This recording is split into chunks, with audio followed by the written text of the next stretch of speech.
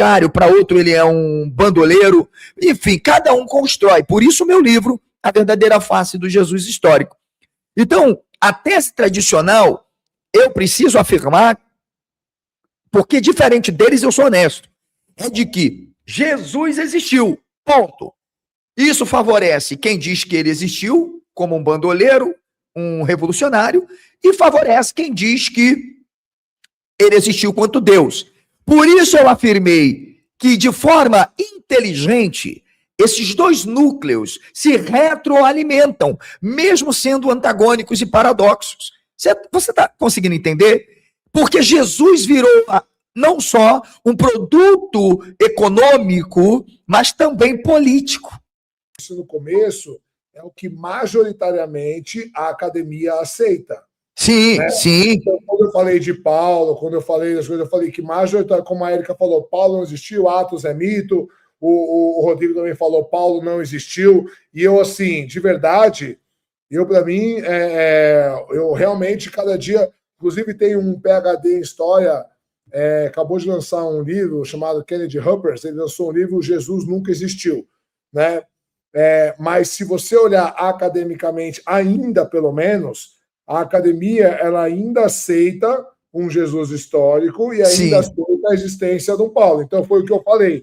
A análise que eu estou fazendo é uma análise acadêmica. Acadêmica, não, você está correto. No meu livro, Chileno, A Verdadeira Face do Jesus Histórico, eu inicio, a gente chama isso de status questions, afirmando que, inclusive, por que o título do meu livro é A Verdadeira Face do Jesus Histórico? Porque eu mostro o modelo. Não sei se o chileno sabe, cada grupo acadêmico defende um tipo de Jesus histórico. Um é um zelota, outro é um revolucionário, o outro é um bandoleiro, o outro é um camponês filósofo cínico. O Chevita diz que Jesus era um analfabeto. Então, eles, no que se chama reconstrução, não conseguem reconstruir esse tal Jesus. O que o chileno fez aqui foi acadêmico, abordagem acadêmica, tá? Eu vejo, se existir um Jesus histórico, eu veria ele como um zelote em partes. Eu diria entre comillas em espanhol, como que diz em português? Entre aspas, né? Porque os zelotes, eles defendiam um Messias armado, uma revolução armada. Mas por que eu veria Jesus como um zelote?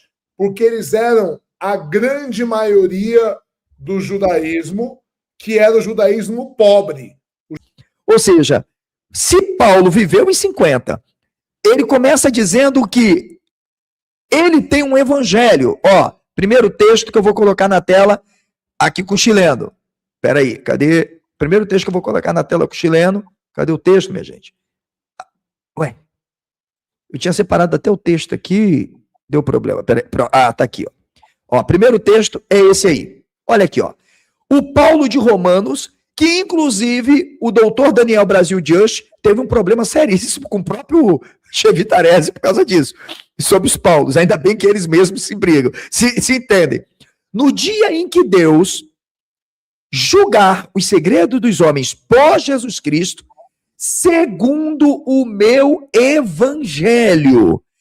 Então, a gente tem Paulo de Gálatas, Paulo de Atos, Paulo de Tessalonicense, que o chileno falou, Paulo de Filipenses, Paulo de Colossense. E temos um Paulo que diz que tem um evangelho e depois ele diz que tem um evangelho de Jesus Cristo. Então, o primeiro ponto que eu quero deixar aqui é esse primeiro aí.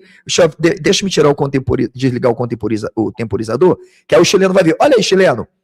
Ele diz que vai julgar os homens segundo o meu evangelho. Se vai julgar, não é o Jesus terreno. Paulo não tem aqui um Jesus, Deus, um Jesus que não seja. E o termo grego que Paulo utiliza lá é esse aí, ó. Katató evangelium, que é o que o chileno falou lá do prefixo eu. Ó, tá aí, ó. Evangelium, katató evangelium, segundo o meu evangelho. Mas os outros Paulo já diz segundo os evangelhos, ou segundo o evangelho de Jesus Cristo. Eu não gosto desse argumento, mas eu acho ele mais honesto do que defender, por exemplo, a escravidão, a pedofilia, quando os cristãos eles falam sobre revelação progressiva. O povo não estava preparado para entender, e Deus foi dando revelação progressiva, hoje a gente entende que é ruim e tal. Eu acho ele mais honesto, porque ele admite que existiu, ele admite que o povo fazia isso. Eu falo, tudo bem, mas então Deus, ele mudou de ideia, né? Porque tinha lá um mandamento na lei mosaica para não comer crustáceo, para não comer, para não aparar o canto da barba, para não comer porco, mas não podia ter o mandamento, não escravizarás. Não Chileno, você é psicanalista, não é isso? E como psicanalista, você anda nos grandes teóricos da mente e do comportamento. Mas eu vou falar da mente aqui. Eu vou te fazer uma pergunta, é uma pergunta não retórica. Você vai entender porque eu vou te dizer. Você acredita que um ser poderoso poderia sofrer de amnésia? De forma nenhuma. Você sabia que o Deus da Bíblia sofreu... Todo poderoso, né? O Deus da Bíblia sofreu de amnésia. E aí eu quero falar aqui, eu quero ver se você poderia dar uma descrição pra gente. O cara diz assim, olha bem. Ah, tudo bem, Moisés quebrou as 2 pedras, né? Ah, ele quebrou. Então vocês estão querendo arrumar desculpa porque não tem 10 mandamentos. Eu vou fazer o seguinte. Moisés sobe o monte, pegue 2 pedras, porque eu vou escrever as mesmas palavras que eu escrevi nas 2 primeiras pedras. Eu darei os mesmos mandamentos que eu coloquei nas 2 primeiras pedras. Imagine eu no pé do monte, esperando Moisés voltar com aqueles 10 mandamentos que ele deu. Quando Moisés abre os 10 mandamentos, só tinha 3. Vai pra puta que pariu todo mundo, que é meu filho, eu crio do jeito que eu quiser. Começa por aí, não deu satisfação pra ninguém. Tá? Não, começa por aí. Segundo lugar, meus filhos, pensamento crítico. Eu falo, eu sou ateu. A minha mulher é espírita, minha sogra é espírita, o meu sogro é católico, a minha irmã é budista, o meu pai é testemunha de Jeová. Ou seja, minha família é uma salada. Eu falei, vocês leem isso daqui, depois vocês vão lá com a vovó, pergunta sobre o espiritismo, depois vocês vão lá com o vovô, pergunta sobre o catolicismo, depois vocês vão lá no outro vovô, pergunta se testemunha de Jeová, e aí vocês, com o entendimento que a gente estuda, que eu falo com vocês, que é o que Platão chamava de dialética, né? O debate de ideias, a gente constrói o conhecimento, é que na verdade para ele era anamnese, né? A gente responde o conhecimento, mas assim, o conhecimento ele é construído a partir do debate de ideias, da contraposição de ideias. Não tem como... Tem um filósofo, que eu me esqueci o nome agora, que ele diz assim, quando todo mundo pensa igual, quer dizer que um está pensando por todo mundo. Né? Então, o que eu quero? Eu quero que os meus filhos... Para mim, eu não estou nem aí se meus filhos quiserem ser cristãos, quiserem ser espíritas, quiserem ser umbandistas, quiserem ser ateus como eu, porque o meu ateísmo diz respeito a mim, só. Eu quero que meus filhos sejam felizes. Mas o que eu quero? Que eles façam isso de forma consciente. Se eles estudarem e eles acham difícil, porque o mais velho mesmo já olhou e falou, pai, isso daqui não tem lógica nenhuma, pai. Isso daqui está parecendo Odin, Zeus.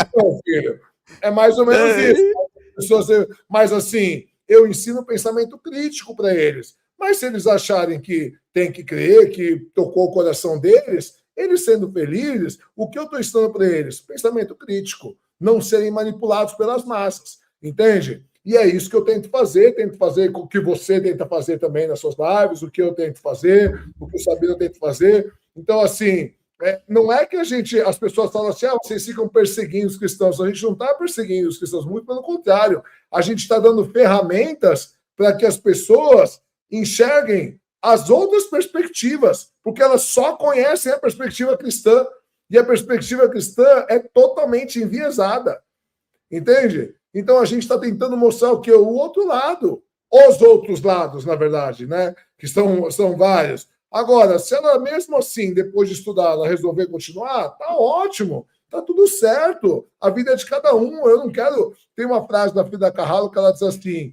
não quero que você pense igual a mim, quero apenas que você pense. Estão tendo dimensões e ângulos diferentes e capacidade de ver coisas que às vezes os outros não viram. E a gente tem que ter assumido. Nos meus livros eu enalteço vários escritores, mas agora eu vou trazer uma coisa que para mim é bombástico com o que o Chileno falou. Chileno, Se o nosso cara, Paulo, existiu, se ele existiu, vamos admitir que o cara tenha existido, ok? Vamos admitir que ele tenha existido. Segundo o que diz, ele foi um fariseu. Sim. Admitindo, ele vai dizer, um expert em Bíblia e tudo. Desempenhou atividade junto à elite sacerdotal. E se admitirmos mais ainda, esse cara nasceu aproximadamente, para mais ou para menos, o que eu vou trazer aqui é bombástico, hein, gente? Jesus. É isso, no ano quinto, depois de Cristo, ou seja, ele seria aproximadamente, ok? 2 anos mais novo do que Jesus, mais novo do que Jesus. Um pouco mais. Porque eu estou colocando assim, para mais ou para menos. Na verdade, hoje a academia aceita que Jesus deve ter nascido o ano -3, né? Teve um erro na contagem aí e tal. Então, vou botar aí, ele teria aí... 5 a 10 anos de diferença, vai. Não, mas, tudo bem, então vamos admitir o que o chileno colocou, de 5 a 10 anos. Se a gente colocar de 5 a 10 anos, admitindo que Jesus desempenhou uma atividade, seja agora, preste atenção, senhores, seja revolucionário, seja zelota, seja o que for, eu não estou nem falando do milagreiro, seja como for. Esse Paulo tinha uma idade de diferença, pessoal, de 10, 12, 15 anos. É verdade. E aí, meu, o que eu mais ouço é cara que entra lá e fala assim, nunca leu a Bíblia. Não, aí eu entro e respondo assim, eu falo, olha, eu estudo a Bíblia há 40 anos. Eu já li a Bíblia, eu fui criado para ser missionário. Eu já li a Bíblia de capa a capa 6 vezes, fora que eu estudo ela há 40 anos. Eu sou formado em teologia. Eu tenho um best-seller sobre Deus que demorou 5 anos de pesquisa, certo? Se eu não entendo de Bíblia, estudando 40 anos, você que entende. Aí ele fala, mas é que você não leu com o Espírito Santo. Você não leu, você não sabe ler a Bíblia. Mas o Espírito Santo não ia inspirar. Olha só, não é um Espírito Santo lá em Mateus que Jesus disse que lembraria os seus apóstolos para descrever aquilo que eles não precisavam se preocupar. E aí, quando você olha os evangelhos, cada um está escrevendo uma coisa e dizendo uma coisa e falando outra coisa, e o outro diz outra coisa. Aí o negócio fica sério. Deixa eu lembrar uma coisa pro chileno. Chileno, hoje você não está no meu canal oficial, não, tá? Esse aqui é o meu canal acadêmico. Não sabia. Esse aqui é o meu canal acadêmico. O oficial tem 31 mil inscritos. Eu vou até inscrever, não estava até nem inscrito, já me inscrevi aqui. Já. É porque esse canal aqui é o Confraria Cognitiva. Esse canal aqui é um canal, para você ter uma noção, que é só realmente para divulgação científica. Aí ele surta. E aí o pessoal gosta de provocar o Paulo, porque o Paulo surta. Só que as pessoas não sabem da condição dele. Entende? Eu mesmo não sabia. O quão sofrido é depois para ele. Então, por exemplo, quando eu debato com ele, eu faço questão, o pessoal fala, você fica elogiando ele e tal. Eu elogio, porque dentro da doutrina dele, ele é um estudioso. Eu acho ele equivocado na doutrina que ele estuda muito, mas ele estuda coisa errada, na minha opinião. É honesto aos corpos doutrinário, dogmático, filosófico da igreja. E nesse caso, eu já elogiei o Cogos aqui. Exato. Então, assim, e manja.